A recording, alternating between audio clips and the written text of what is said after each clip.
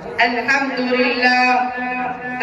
لله رب العالمين، والصلاة والسلام على أشرف الخلق أجمعين وخاتم الأنبياء والمرسلين سيدنا محمد وعلى آله وأصحابه واتباعه بإحسان إلى يوم الدين. فأعوذ بالله من الشيطان الرجيم. بسم الله الرحمن الرحيم. كل نفس ذائقة الموت. صدق الله العلي العظيم. معزز و محترم دانش شمران اعظام اور پیارے آقا کے پیارے دیوانے، ہر آدمی جانتا ہے کہ اس کو ایک نہ ایک دن اس دنیا سے جانا ہے. ہر ذی روح کو موت کا ذائقہ چکھنا ہے، ہر شے کو فنا ہونا ہے. اس لیے میں مناسب سمجھتا ہوں کہ آج جمعرات میں موت کے متعلق کچھ عرض کر دوں تاکہ ہمارے دلوں میں آخرت کی فکر پیدا ہو جائے اور ہم ابھی سے موت کی تیاری کرنے لگے. حضرات گرامی، موت ایسا مسئلہ ہے جو اختلاف سے بالا تر ہے. دنیا کا کوئی انسان بھی مسئلہ موت پر اختلاف نہیں کرتا. ہر شخص، ہر قوم، ہر گروہ اس بات پر یقین رکھتا ہے کہ کسی نہ کسی دن اس عمر پائیدار کو ختم ہونا ہے. دنیا میں انسان طرح طرح کے منصوبے اور پلان بناتا ہے. کوئی شادی کی تیاری کرتا ہے، کوئی کاروبار کے بڑھانے کا پلان بنا رہا ہے، کسی کا سفر کا ارادہ ہے. مگر جب موت آتی ہے تو سارے کے سارے منصوبے ادھورے کے ادھورے رہ جاتے ہیں، سارے کے سارے پلان خاک میں مل جاتے ہیں. اس لیے جو لوگ موت کے اس ناقابل تردید جھٹکے سے باخبر ہیں وہ کچھ نہ کچھ اس کی تیاری میں لگے رہتے ہیں. انہیں ہر وقت یہ فکر دامن گیر رہتی ہے کہ ان کے جو موت کی بعد والی زندگی ہے وہ قیمتی بن جائے، عذاب قبر اور جہنم کی سختیوں سے چھٹکارا مل جائے، کل قیامت کے دن انہیں شرمندہ نہ ہونا پڑے، ہمیشہ کی سرخروبیاں نصیب ہو جائے. میں اپنی تقریر کو یہی ختم کرتا ہوں. ما علینا الا البلاغ. یہ تو بھائی محمد آیا دہلوی. میں ان کے بعد بلا رہا ہوں بھائی محمد مبشر عبد الواحد، وہ آئیں اور اپنی تقریر پیش کریں.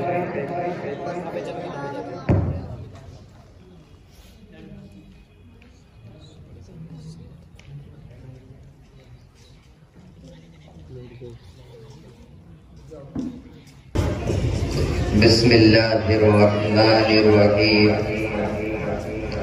نحمده ونصلي على رسوله الكريم. اما بعد، اعوذ باللہ من الشیطان الرجیم. بسم اللہ الرحمن الرحیم. قل ان كنتم تحبون الله فاتبعوني يا ايها الذين آمنوا ادخلوا في السلم كافة. صدق اللہ العظیم.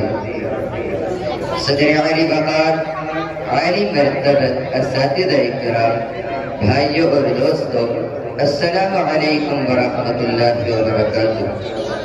آج اس قسم پر بہار میں مجھے لب کشائی کا موقع عنایت فرمایا ہے. آپ کا بہت ممنون ہو. خداوند قدوس مجھے ہمت عطا فرمائے اور میں اپنی ضمیر کو صحیح طریقے سے ادا کرنے کی توفیق عطا فرمائے. حاضرین انجمن، اس وقت یہ دنیا اور خصوصاً مسلمان عجیب قسم کے دوراہے پر کھڑا ہے. مسلمان بے چین ہے، پریشان ہے، نہ جائے ماندر نہ پائے داشتن. مسلمان زبر حالی، ذلت اور رسوائی کا شکار ہے. کیا ہم نے کبھی ان اسباب پر غور کیا؟ کیا ہم نے کبھی ان عوامل پر توجہ کی؟ کیا ہم نے کبھی دل کو جھنجھوڑا؟ کیا ہم نے کبھی دماغ کو اس کی طرف متوجہ کیا؟ نہیں، بالکل نہیں. آئیے میں آپ کو بتاتا چلوں، اور یہ کہنے میں کوئی حرج نہیں کہ یہ صرف اور صرف ہماری بدعمالیوں کا نتیجہ ہے جو ہم بھگت رہے ہیں. اگر حالات ایسے ہی رہے تو اس کا خمیازہ ہمیں بھگتنا ہی پڑے گا. محترم بزرگوں اور دوستوں، ایسی کون سی برائی ہے جو مسلم قوم میں نہ پائی جاتی ہو؟ اخوت و محبت کا درس دینے والے اپنوں ہی سے دستوں گریباں ہیں. ہماری قوم کے بوڑھے اپنی اولاد کی شکایت کرتے نہیں سکتے. اولاد نے والدین کے حقوق کو یکسر پامال کر دیا. اولاد نے والدین کو در در کی ٹھوکریں کھانے پر مجبور کر دیا۔ افسوس صد افسوس ایسی اولاد پر جو اپنے والدین کو در در کی ٹھوکریں کھانے پر مجبور کرتے ہیں۔ اب میں اپنی بات کو یہیں ختم کرتا ہوں۔ آخر دعوانا ان الحمدللہ رب العالمین۔ السلام۔ ماشاءاللہ، یہ تھے بھائی محمد مبشر قاسم پروانی۔ جب یہ تقریر کر رہے تھے تو ذہن میں ایک شعر آ رہا تھا،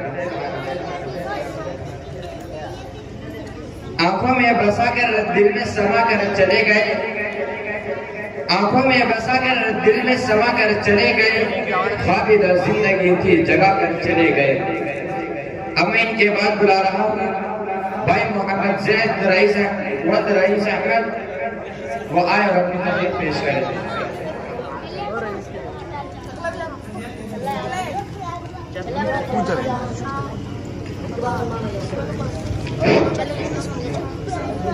السلام علیکم ورحمۃ اللہ وبرکاتہ۔ ان الحمد للہ نحمده ونستعینه ونستغفره، اما بعد فاعوذ باللہ من الشیطان الرجیم، بسم اللہ الرحمن الرحیم، والذی جاء بالصدق وصدق به اولئک هم المتقون، صدق اللہ العظیم۔ اسٹیج پر رونق افروز علماء کرام، موقر اساتذہ کرام، طلبہ نظام، آج میں آپ حضرات کے سامنے آپ علیہ السلام کے صحابی خاص حضرت ابو بکر صدیق رضی اللہ عنہ کی حیات طیبہ پر لب کشائی کرنے کی جرأت و جسارت کر رہا ہوں۔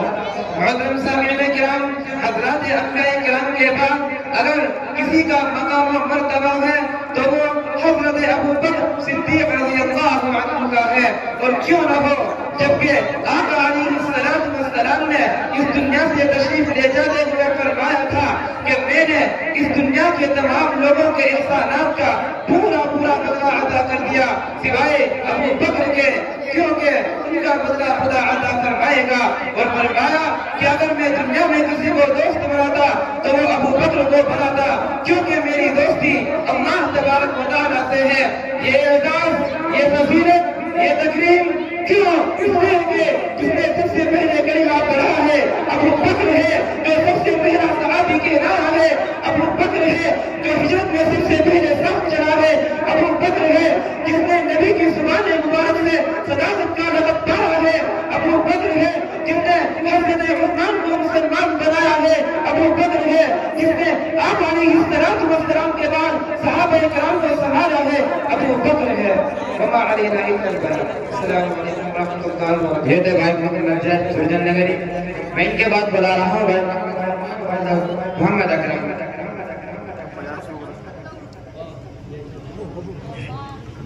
السلام علیکم ورحمۃ اللہ وبرکاتہ۔ الحمد لله الذي بيده تصريف الأحوال، والصلاة والسلام على سيد المرسلين والنبيين وعلى آله وأصحابه رضوان الله عليهم أجمعين، أما بعد فقد قال الله تبارك وتعالى في كتابه المبين، فأعوذ بالله من الشيطان الرجيم، بسم الله الرحمن الرحيم، إن الصلاة تنهى عن الفحشاء والمنكر، وقال رسول الله صلى الله عليه وسلم بين العبد وبين الكفر ترك الصلاة۔ وہ سجدہ رخ زمین جس سے کانپ جاتی تھی، وہ سجدہ روح زمین جس سے کانپ جاتی تھی، اسی کو آج ترستے ہیں منبر و محراب۔ محترم حضرات، اللہ تبارک و تعالیٰ کا احسان عظیم یہ ہے کہ اللہ تبارک و تعالیٰ نے ہمیں اس متبرک و منور مجلس میں بیٹھنے کی توفیق دی۔ بہت دنوں سے قلب میں آرزو و تمنا تھی کہ آپ حضرات کے روبرو نماز کو موضوع گفتگو بناؤ۔ اس مقصد کو سامنے رکھ کر لب کشائی کی جسارت کر رہا ہوں، اور میں اپنے آپ کو بہت خوش نصیب سمجھتا ہوں کہ آپ جیسے معظم و مکرم حضرات کے مابین مجھ کو لب کشائی کا موقع ملا. اللہ تعالی ہمیں سما سے زیادہ عمل پیرا بنائے. آمین. خالق السماوات والارض نے امت مسلمہ اور اپنے حبیب، میں اپنی بات کو یہی کرتا ہوں. السلام علیکم.